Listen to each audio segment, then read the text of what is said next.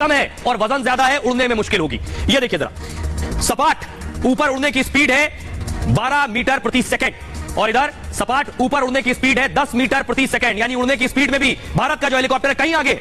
6,500 metre की ऊंचाई तक उड़ान संभव है। 6,500 मीटर, ये 6,400, यहां भी 100 मीटर कम है, यानी भारत का जो हेलीकॉप्टर है इससे आगे है चीन के हेलीकॉप्टर से। इंजन क्षमता देखिए जरा, 1032 किलोवाट इसकी इंजन क्षमता है, 930 से 957 किलोवाट इंजन की पावर में भी भारतीय हेलीकॉप्टर कहीं आगे है। आइए मैं आपको सुनवाता हूं डिफेंस एक्सपर्ट जीडी बख्शी साहब क्या कह रहे हैं, सुनिए। ये जो अटैक हेलीकॉप्टर है इस पे हेलिना मिसाइल एंटी टैंक लगा हुआ है, ये दुश्मन के टैंकों को ध्वस्त कर सकता है। एंटी टैंक वेपन सिस्टम बहुत ही मुफीद और कारगर है। तो ये जो मिसाइल हम अपने, ये जो लाइट कॉम्बैट एयरक्राफ्ट अपने हेलीकॉप्टर अपने देश में बना रहे हैं, उससे हमारी सैन्य शक्ति में बहुत ज्यादा इजाफा होगा। चीन के साथ आपने तुलना देख ली, वैसे तो पाकिस्तान तुलना के लायक नहीं, लेकिन आपको बता देता हूं पाकिस्तान ने भी विदेश से जो हेलीकॉप्टर खरीद रहा है उसकी स्थिति क्या है। ये भारत का प्रचंड है, उड़ान देख लीजिए, तीव्रता देख लीजिए, मारक क्षमता देख लीजिए। अगली तस्वीर जरा पाकिस्तान वाली दिखाइए। ये है पाकिस्तान का हेलीकॉप्टर, ये भी अपना नहीं है, मांगे का है, खरीदा है उन्होंने, इसका नाम है T-129। अब देखिए जरा पाकिस्तान का हेलीकॉप्टर जो उनके पास है, जो कि खरीदा हुआ है, वो भी भारत में बने हेलीकॉप्टर के आगे कहीं खड़ा नहीं होता, यानी मांगे की चीज में भी पीछे। देखिए जरा खासियत देखिए, ये आपके सामने दो हेलीकॉप्टर्स आ गए, एक प्रधानमंत्री मोदी की सरकार में जो निर्मित हुआ और दूसरा उधर शहबाज शरीफ देख रहे हैं जिन्हें आप। अब देखिए दोनों की खासियत जरा, यह हेलीकॉप्टर स्वदेशी है, भारत में बना है, और इधर खरीदा हुआ है, तुर्की से खरीदा है पाकिस्तान ने यह हेलीकॉप्टर, इसका नाम है T-129। भारत का हेलीकॉप्टर हथियार समेत वजन ले जाने में इसका 5,800 किलो हो जाता है, यानी जब हथियार इसमें लोड कर दिया जाएगा तो इसका वजन 5,800 किलो। पहले मैंने आपको शुरू में बताया बिना हथियार के इसका वजन लगभग 2,000 किलो होता है। अब इसका देखिए हथियार समेत वजन 5,056 किलो है, इनके पास हथियार होंगे, ये बड़ी बात है। इंजन देखिए जरा, 1032 किलोवाट का इंजन है इसका। पाकिस्तान के पास जो हेलीकॉप्टर तुर्की से खरीदा इसका 1014 किलोवाट का इंजन है। अधिकतम रफ्तार 330 किलोमीटर प्रति घंटा है हमारे प्रचंड की, और पाकिस्तानी हेलीकॉप्टर अधिकतम रफ्तार 281 किलोमीटर प्रति घंटा, यानी रफ्तार में भी पिछड़ गया है। रेंज देखिए जरा, 550 किलोमीटर की रेंज है और इसकी रेंज 537 किलोमीटर, रेंज में भी हमसे पीछे है। इसमें 2 क्रू मेंबर्स बैठ सकते हैं, इसमें भी 2 लोग बैठ सकते हैं हेलीकॉप्टर में, यानी चीन से भी ये प्रचंड आगे है और पाकिस्तान से भी आगे है। और ये बात हम नहीं कह रहे हैं, आपको बताऊं जरा देखिए कहां तैनाती होगी, मैप के जरिए आपको बता रहा हूं। एलओसी पर हकम है, एलओसी पर नींद नहीं आ रही है पाकिस्तानियों को, देख रहे हैं आप, जोधपुर एयरबेस पर इसकी तैनाती होगी जो आप देख रहे हैं, और पाकिस्तान की सीमा से 320 किलोमीटर की दूरी पर है सिर्फ। और इसीलिए अब आपको दिखाता हूं मैं कि सुनिए जरा पाकिस्तान के लोग क्या कह रहे हैं, पाकिस्तान के लोग कैसे भारत की तारीफ और भारत की ताकत की तारीफ करें, सुनिए। अच्छा इल्जाम है उनका, और अपने वो फौज को बेहतरी की तरफ ला रहे हैं, और अपने एयरक्राफ्ट जो उन्होंने बनाया है। हाल में इंडिया और पाकिस्तान में या मुकाबला या कोई जंग हो जाती है तो क्या लगता है कौन जीतेगा? नो डाउट इंडिया ही जीतेगा, क्योंकि पाकिस्तान के पास इतना सोर्स नहीं है कि वो जंग कर सके और उसको जीत भी सके। आपको लगता है कि अभी पाकिस्तान के पास इतने वसाइल नहीं है कि वो इंडिया या किसी मुल्क के साथ जंग कर सके? बिल्कुल नहीं है। क्या वजह? इसकी वजह ये हमारी गवर्नमेंट ही है, अपनी गवर्नमेंट जब तक ठीक नहीं होगी तब तक हमारे वसाइल नहीं आगे बढ़ेंगे, तब तक हम कुछ भी नहीं कर सकेंगे। अगर आप बम वगैरह में आए या किसी ऐसी चीज़ों में आए तो इंडिया जो है वो थोड़ा सा हमारे से स्ट्रॉन्ग है इस वजह से।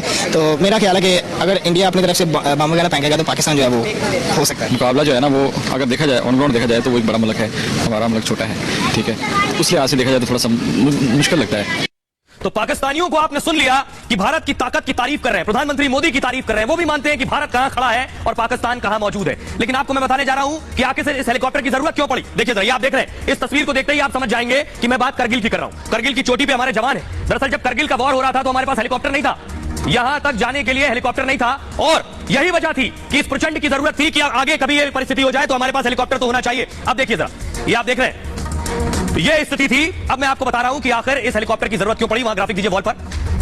1999 में, दरअसल 99 में करगिल युद्ध में जरूरत महसूस हुई, जैसा कि मैंने आपको बताया, और तब दुश्मन 14-15 हजार फीट की ऊंचाई पर बैठा था। दुश्मन था 14-15 हजार फीट की ऊंचाई पर, और हमारे पास कोई हेलीकॉप्टर नहीं था जो 14-15 हजार फीट तक हमें ले जा सके। Mi-35 हेलीकॉप्टर भारत के पास था जो 10,000 फीट तक उड़ सकता था, 5,000 फीट फिर भी बचा। तो पहाड़ों की चोटी पर दुश्मन को निशाना बनाना उस वक्त मुश्किल हो रहा था। HAL ने लाइट कॉम्बैट हेलीकॉप्टर बनाने की चुनौती ली कि हम बनाएंगे अपने सैनिकों के लिए, अपने जवानों के लिए हेलीकॉप्टर। हिंदुस्तान एरोनॉटिक्स लिमिटेड में विमान का निर्माण हुआ, और 2015 में लेह में -18 डिग्री में इस हेलीकॉप्टर का ट्रायल हुआ। सियाचिन में 15,800 फीट की ऊंचाई पर पहली बार इसे उतारा गया। अब इसकी पहली स्क्वाड्रन मिल गई है, यानी स्क्वाड्रन का मतलब होता है लड़ाकू जहाजों के बेड़े का एक भाग। और आज 10 LCH यानी 10 LCH प्रचंड वायुसेना में शामिल कर लिए गए हैं। वायुसेना को 15 LCH प्रचंड मिलने हैं। दरअसल करीब 3,885 करोड़ रुपए की लागत से ये तैयार किए गए हैं। एयरफोर्स के 15 पायलट्स को ट्रेनिंग बाकायदा दी गई है इसके लिए। आइए अब मैं आपको सुनवाता हूं, सुनिए देश के रक्षा मंत्री जो खुद आज मौजूद थे इस हेलीकॉप्टर की लॉन्चिंग में, जिन्होंने वायुसेना में शामिल किया। रक्षा मंत्री क्या कुछ कहना, सुनिए।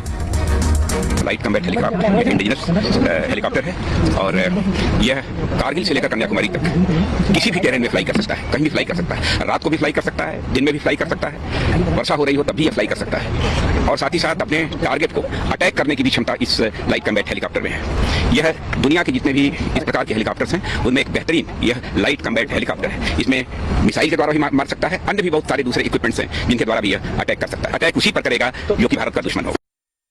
और आइए अब आपको बताता हूं मैं कि आखिर इसमें कौन सी वो खासियत है जो दूसरे लड़ाकू हेलीकॉप्टर्स में नहीं है, जो इसको दूसरों से अलग और जुदा बनाते हैं। ये खासियत इसके अंदर है और ये बाकायदा तैयारी के वक्त इन बातों का ध्यान दिया गया है। ये देखिए जरा, ये आपके सामने हेलीकॉप्टर आ गया, ये है LCH लाइट कॉम्बैट हेलीकॉप्टर, इसी को कह रहे हैं प्रचंड। अब जरा देखिए इसकी खासियत। सबसे पहले देखिए 16,000 फीट की ऊंचाई तक हमला कर सकता है। करगिल की चोटी 15,000 थी, ये 16,000 तक, उसके भी 1,000 ऊपर चला जाएगा। हथियारों के साथ लैंड और टेक ऑफ भी कर सकता है ये LCH में पायलट और एक गनर भी साथ में बिठाया जा सकता है।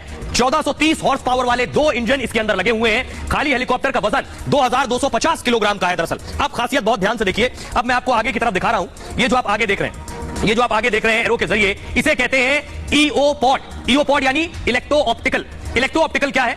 किसी भी वक्त लंबी दूरी की ट्रैकिंग संभव है इस इलेक्ट्रो ऑप्टिकल से। लेजर वार्निंग सेंसर से लैस है, रात के वक्त भी इसको आप उड़ा सकते हैं और पूरी तरह से आपको दिखाई देगा। साथ ही 20, अब देखिए एरो आगे चला गया, 20 mm, ये व्हाइट एरो है शायद इसलिए आपको नहीं दिख रहा, 20 mm कैलिबर की गन से लैस है। इसमें गन लगी आगे की तरफ। हर सेकंड 12 से 13 गोली दाग सकते हैं। 750 गोलियां, 1 मिनट में 750 गोलियां दागी जा सकती हैं। 2 किलोमीटर दूर निशाने को दाग सकता है। अब खासियत यहां देखिए जरा, ये आप देख रहे हैं, दरअसल ये जो आप देख रहे हैं ये रॉकेट पॉड है। रॉकेट पॉड से 70 mm के 12 रॉकेट लॉन्चर दागे जा सकते हैं और डायरेक्ट फाइटिंग रेंज 4 किलोमीटर तक है। 4 किलोमीटर दूर तक इसकी लड़ाई हो सकती है। इनडायरेक्ट फाइटिंग रेंज 8 किलोमीटर है। और अब अगला देखिए जरा, ये जो आप देख रहे हैं सफेद घेरे में, ये एयर टू एयर मिसाइल दागने की सुविधा है। हवा से हवा में मार कर सकता है। बगल में लड़ाकू विमान है, कोई दुश्मन का हेलीकॉप्टर, उसे मार सकता है। यहां पे एंटी टैंक मिसाइल ध्रुवास्त्र से भी हमला संभव है। ये एंटी टैंक मिसाइल है भारत के पास। ये इसकी खासियत है जो इस हेलीकॉप्टर में मौजूद है, जो मैंने आपको बताया। आइए अब आपको दिखाता हूं मैं, ये इकलौता हेलीकॉप्टर नहीं है, ये भारत की पहली जीत नहीं है। भारत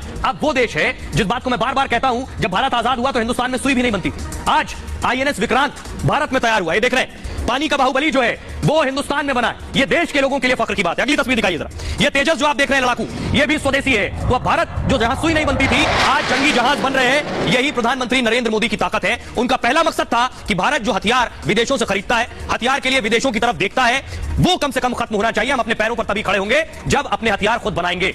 अब देखिए जरा, रक्षा क्षेत्र में भारत आत्मनिर्भर हो गया है, पहली बड़ी बात। और साल 2014 से रक्षा बजट 6 गुना ज्यादा बढ़ गया है। रक्षा बजट देखिए 65% स्वदेशी सिस्टम पर खर्च हो रहा है। यानी भारत का जो रक्षा बजट है उसका 65% जो खर्च हो रहा है, यही हथियार, गोला बारूद, मिसाइल, जहाज, लड़ाकू विमान बनाने में हो रहा है। 2014 में रक्षा निर्यात 1941 करोड़ था, 14 में जब प्रधानमंत्री मोदी आए थे।